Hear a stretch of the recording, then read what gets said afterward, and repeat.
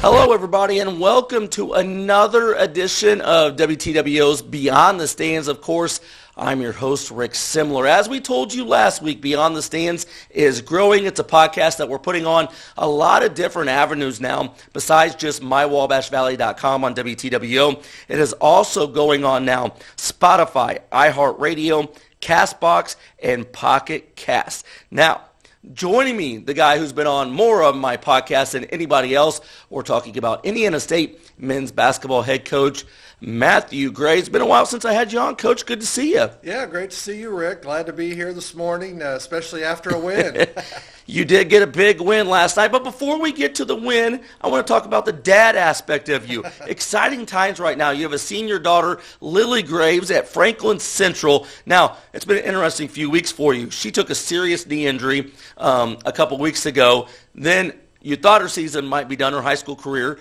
Yeah. It wasn't as bad as thought. She was able to come back in her sectional. Not only did she play in the sectional, she hit one of the biggest shots in overtime to help Franklin Central be a very good Center Grove team. Just talk about Lilly and the emotions you've had the last few weeks. Yeah, that's no, I appreciate you mentioning that. It was really, really difficult. We were playing in our game, and I got word at halftime, unfortunately, that she took a really nasty kind of twist of her knee, and the trainer didn't know what it was, so you're just thinking the worst, and you see it on film, and it's like, that non-contact, it might be an ACL, and her season's done, but thankfully we went to the doctor, and it's a hyperextended knee and a lot of swelling, but no surgery. That was the biggest news. And then last week I had a chance to go watch her.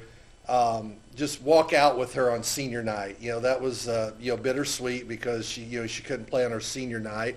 But then she rehabbed all week. She was up at 7 in the morning with a physical therapist, and they put a brace on her and got her right for the game. And then they were down 2 in overtime on Tuesday night with about 2 minutes to go, and she hit about a 28-footer that put them up 1, and then they had some other sophomores that really stepped up and made some big plays down the stretch, made some free throws, and I'm just so excited for her and her team, and to get that opportunity to cut down the nets as a sectional champion on Saturday. That potential is there, and the one thing I left her with, because in my profession, unfortunately, this is the hard part. I don't get to see her play Friday night or Saturday. You can't let up. I said I've watched years and years of sectional games, and you get the draw because it's a blind draw. Sometimes the 2 best teams play in that first round, and the winner thinks it's over, and on Saturday some other team cuts it down. So that's the coach side of me. Tell her to stay focused, be ready to go, and again, your next loss is your last game, so don't take it for granted. And so on Friday when they play Southport, I expect her to give a great effort, and I'm rooting for the Flashes. I love it. Love to hear the dad talk. We all follow you as the coach, but nothing better than family. And I know she takes after you. She's a great shooter. So hopefully she could cut down the nets on Saturday, and maybe you might get to see her play in the regional round. So let's talk about your Sycamores. 3 straight wins. Do you like where the guys are at right now? Yeah, I'm really pleased. We went through a stretch, obviously, where we lost 6 in a row, and during that run, and teams go on it. Valpo's in a losing streak now. Bradley's dropped 3 in a row. Teams go through that in all leagues, and there's no different than in the Missouri Valley. You've got a lot of parity, a lot of good teams in this league, and during that 6-game losing stretch, the one thing you worry about is losing the guys, losing the locker room. The confidence wanes. But if you could watch our practices. Our guys were still competitive. They were still coming in and getting extra work. They were still, trying to do what we were asking them to do. And in that moment, I didn't know when it would flip, but we had a chance to make it flip because of the attitudes and how hard they were working. And, we switched our starting lineup up about 3 games ago to, give us a little bit more size and versatility. And I thought it was our best shooting group that were able to start as well. And that's really jump-started us. And obviously, Missouri State's struggling this year. And to get that win at home kind of gave us that extra jolt of confidence. And then, we go up to UIC on Saturday. And in that first half, offensively, we score 52 points, only turn it over 6 times. And, you just felt the momentum starting to switch a little bit. And then last night, I thought we played our most complete game, both offensively and defensively. We held Valpo, a team that scored 98 on us just a month ago, to 62 points. And then on the offensive side, we made 15 threes and only turned it over 12 times. So, last night, again, Valpo's struggling. I understand that. But just to be able to go out there and produce and put on that performance, was really pleasing to me. Odd thing to ask you here, but I mean, I've had so many talks with you about this. I feel like you guys maybe started the season better than maybe even you thought you would. You came back to reality there during that 6-game losing streak. Then you kind of found yourselves. You've won 3 straight. Yep. You're sitting at 500. It's kind of maybe where you thought you'd be because of so many new faces and a new program this year. But you feel you're better than you were back in like October, November, and you're getting better towards March. Is that a reality of your program right now? Yeah, no, I think that's a really good way to sum it up because, I thought we were ahead of schedule early. Obviously, you take away the first game of the year when it's like, boy, I wasn't sure, what we just watched there. But, we got better in November. We got better in December. And we even got better in January, even though our record didn't reflect that. We were doing some good things in practice. We were, guys were getting better. They were picking up on the nuances, offensively. We were working on some things defensively with our switching, and we're getting better in that area. And I think it's the last couple games it started to show itself in that area. But again, the ebbs and flows of a season, and I'm just so proud of the guys for being able to right the ship. When middle of the year you lose, it can go both ways. I've been in programs and on teams that have had it go both ways, and we were able to fight through that and accomplish some things. But we understand, though, this weekend, we're at Drake, we're at Northern Iowa, 2 teams that are at the top of the league and playing really well, 2 teams that we've already played, and, the games weren't that competitive, once we got going, both teams kind of pulled away, for double-digit wins. So what we've got to do now is continue to show growth. We've got to go out there on the road, and we need to be competitive. And what I mean by competitive is with 4 minutes to go in the game, do we have a chance to win? And that's what I want. It's not, it was a 8-10 point game, and we were competitive, but we had no chance to win. We want to go out there on the road, and when we look up at that last 4-minute media, we're right there. It's a 2 or 3 possession game, and we've got a chance to win. That's where we need to go, and especially with 4 weeks left in the season, heading into Arch Madness, it's time to really start to hit our stride. I'm glad you brought that up. Huge 2 games coming up. You play Drake and UNI, Northern Iowa, 1 and 2 in the conference. Probably to win Arch Madness, you're going to probably face at least one, if not both, those teams. Measuring stick right now, like you said, a month away from it. How much, whether you win or lose this weekend, do you want to see that you're there and can play with those teams? Yeah, there's no question. And again, obviously every game we're going out to compete, we're going to win. But it's one of those things where you go to Drake and you get beat 30 and it's never a game. It's like, okay, what can we do here over the next 4 weeks? Because you're exactly right. We're going to have to beat Drake or beat Northern Iowa or maybe beat them both, to accomplish our goal of cutting down the nets. So, again, we've still got plenty of time. And one of the things that I'm excited about is we cut down our turnovers last night. And, that's been an Achilles heel all season long. So we got to continue to show growth in that area. And then the other area is defensively with our switching and keeping the ball in front. If we can do those 2 things and be consistent in our approach in doing those 2 things, I really like our chances. But certainly, we understand, Drake's going to be a tough opponent. That's a tough road swing, Drake, Northern Iowa. But, again, it's an opportunity to go get better. And I like the fact that we're staying out there. and we get a chance to be together, watch film. We're going to spend some time on Super Bowl Sunday, Nice. watching it as a team and kind of getting away. So, all those things are going to be good and again, help give us that opportunity, put our best foot forward and when we head to St. Louis. I want to thank our sponsors of the show, Crow Equipment Incorporated and Andrews Heating and Air Conditioning, your 2018 American Standard Heating and Air Conditioning Building, a Higher Standard Award winner for quality and reliability you can depend on. Call Andrews Heating and Air Conditioning, 765-832-9401. I like to put you on the spot because you're usually pretty honest with me, and I appreciate that.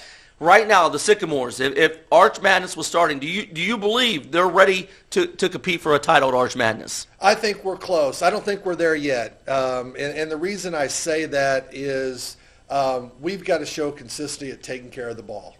Last night was a great step forward, but, we haven't proven that yet this year that we can, game after game after game, have our turnover number, in that low teens. And that's the next step for us. So are we better? Absolutely. Do I think we can compete? Yes. But, the reality of it is with the way, the conference has gone, we're going to more than likely be playing on Thursday. So we've got to go over there with that mindset of, being able to win 4 games in 4 days. And we've got to show the ability to, take care of the ball, for multiple games in a row. But we did take a giant step forward last night, so I am excited about that.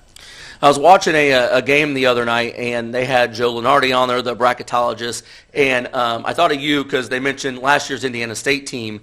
It was the Drake Murray State game I was watching. I saw the exact same yes, thing. And he was on there and mentioned Indiana State and how there was no wiggle room to lose, and we all know ISU, got the raw deal last year. And he was talking about how as great a season as Drake has, they might not make it as an at-large bid. It's a one-bid league. When you hear that, is it still aggravating to hear that as good as the MVC is? It is. It's aggravating because, there's teams in this league that are capable of winning, games in the NCAA tournament. And it's, getting that admission ticket to the tournament is really tough. And that's why, I'm a favor of expanding the tournament. I don't want it to go to 96 or 120 or whatever it is, but simply taking it from the current 68 team model to 76.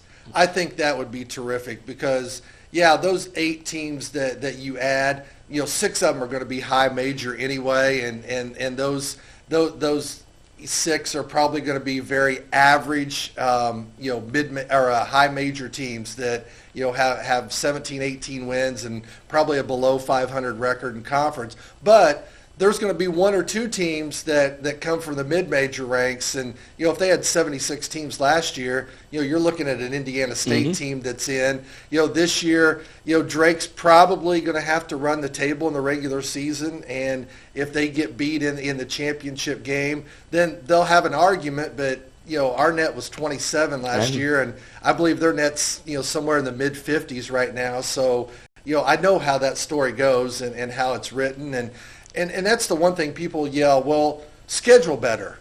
Well, you look Your at Drake. favorite thing. Yeah, my favorite thing is scheduling. But you look at Drake and, they played Miami, Florida. They played Kansas State. They played Vanderbilt. And, those are all good names.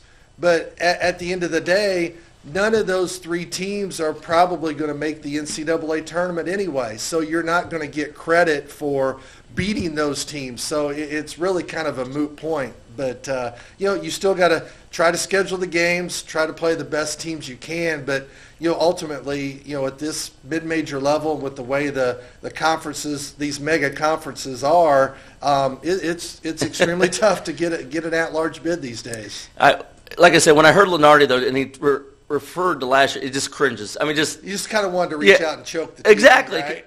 Because it brings back memories and all. It does, and it's hard, and it's not that people understand that this is a good league. They're talking about let's use the A10 for example to talk about a different league. That's probably a 1-bid league this year as well. Yeah. You might there might be VCU might be an at-large team in that league, but the reality is between the Big 12 and SEC and those, they just gobble up so many at-large bids. It makes it really tough. I got you here, so I got to ask. I was watching, and they're mentioning the SEC with 13 possible NCAA tournament teams. Yeah. Do you agree with? I mean, like, do you want the mid-majors to get more of a? Or do you agree that you've been at the high level? So, like, do you feel those power conferences deserve that many teams in the NCAA tournament? I do. I mean, I think you ultimately you want a tournament with the best teams in it. And, there's a fine line because, a team that plays in the SEC that's 500 in conference play, that's pretty darn good. Yeah. When you look at you go through the schedule and I think what the SEC has proven is they went out in the non-conference and beat a lot of good teams. So, they earn it from that standpoint. But, the hard part is you get to, conferences like, the A-10, like the Missouri Valley, and that's second place team in that league, it's third place team some years. They're good enough to go and compete, and it's what's the line? Is it better to take that second or third place team, from the Missouri Valley, or the 11th place team from the SEC? And the honest truth, because I've seen it both ways, both teams are actually pretty good teams. And the hard part is just finding out the metric that separates the two. And what they use all the time is the schedule, going back to the schedule strength. And the hard part is, we don't have those opportunities. And that's why I would be a big advocate of going from 68 to 76 and just giving those 8 more spots. And again, knowing that probably 5, 6, maybe 7 are still going to go, to those power conferences, but it still allows that opportunity for 1 or 2 more mid-major type opponents to get an admission ticket to the event. I want to thank our sponsors again, Crow Equipment Incorporated and Andrews Heating and Air Conditioning of Beyond the Stands podcast. Before I let you go, I want to talk a little bit more Sycamore basketball. I know you got film to watch, got a big weekend ahead. I can't let you go without talking about Camp Wagner, the Rice transfer. I think he feels like he's throwing beach balls into the ocean right now. 11 threes in his last 2 games. Scored 22, a career high, then turned around the next game and 22 points. Just talk about Camp and what he's doing right now. Well, the one thing is he's taking much better shots. And, he'll take 2, probably 2, maybe 3 a game that's like, whoa, we don't need to shoot that one. but he's a tremendous three-point shooter when he takes good shots. Now, he has the ability to make some tough ones, but his percentage would be, I told him it's probably 5 to 7% higher if you eliminate some of the quick bad ones.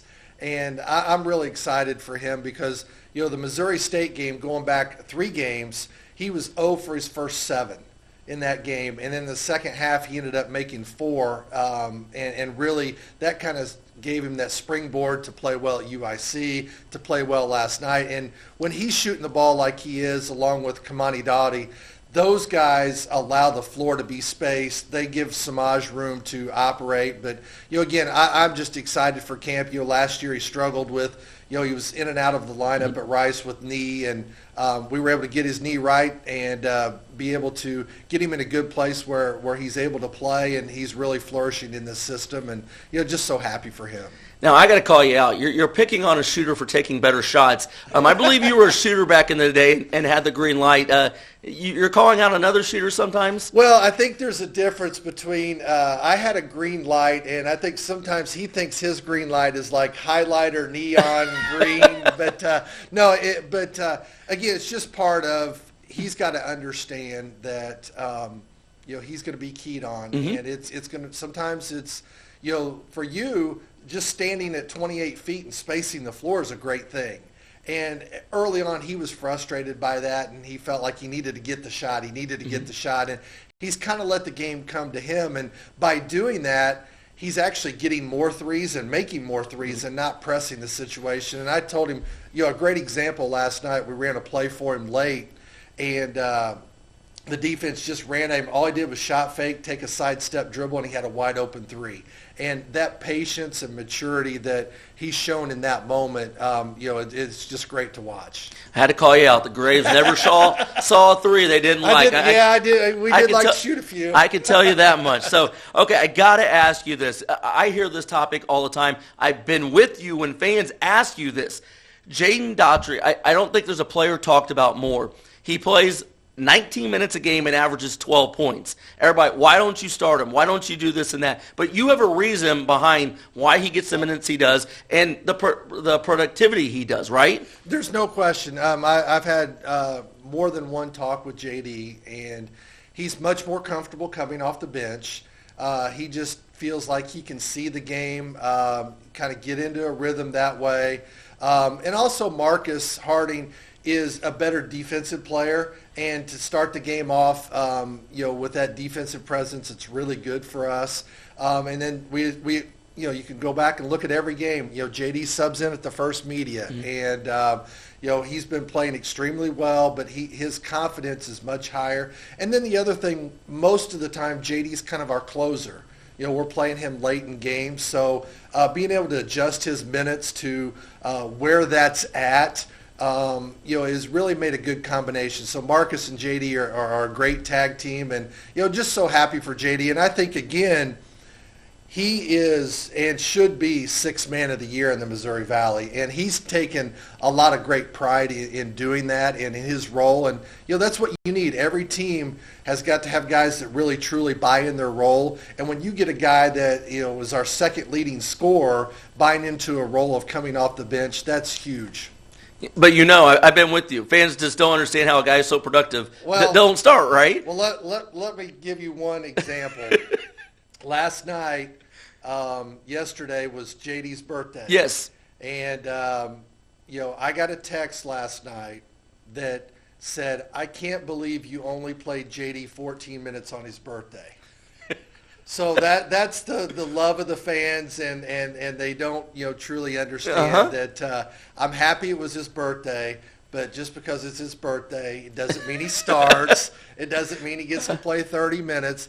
At the end of the day, JD helped us win last night, and that's the most important thing, the Sycamores getting the win. And the great thing is JD's just as happy as anybody in that locker room. That's, to me, says it all, and it's great for that kid and his attitude, that goes along with that. I was going to say that's the most important thing. The kid doesn't care. So at the end of the day, that's great. No, and that tells you a lot about his character. Mm-hmm. And he wants to win. He's proud to put on that Sycamore jersey, and that's all a coach could ever ask for. Last player I got to ask you about, Kamani. When I've watched games, unfortunately, he's been in foul trouble. Yes. If you could keep him on the floor like the last couple of games, he's had 17 and 12. He's really talented and can help you guys. Yeah, there's no question. He's not our best player, but he's our most important player. And the reason he's our most important player is he gives us our versatility defensively. We can play big with him on the wing instead of sometimes earlier in the year we had to play him at the 4 spot. And a part of that is, though, Aaron Gray, his growth and his productivity over the last couple weeks has allowed us to move Kamani out to the wing, more of his natural position, and that gives us more size. And then also defensively, his versatility with his switching. So when we have Kamani on the floor, analytically, eye test, just watching, when he's playing well, he gives us our best chance to hit our ceiling because he can do so many things, both offensively and defensively. Enjoy talking basketball with you. Before I let you go, you said the team's going to watch the Super Bowl together. Who you got, Eagles or Chiefs? Oh, I'm going with the Chiefs. Repeat, Andy Reid is phenomenal. They're fun to watch, but I am rooting for like a 38-35 last drive. The Chiefs got to go win it on that last drive type game. Yeah, there you go. Picking the Chiefs. Always appreciate you joining me, Coach Graves. He's been on more than anybody else on Beyond the Stands, and of course I'll have him on again before Arch Madness approaches, which is about a month away. That does it for WTWO's Beyond the Stands.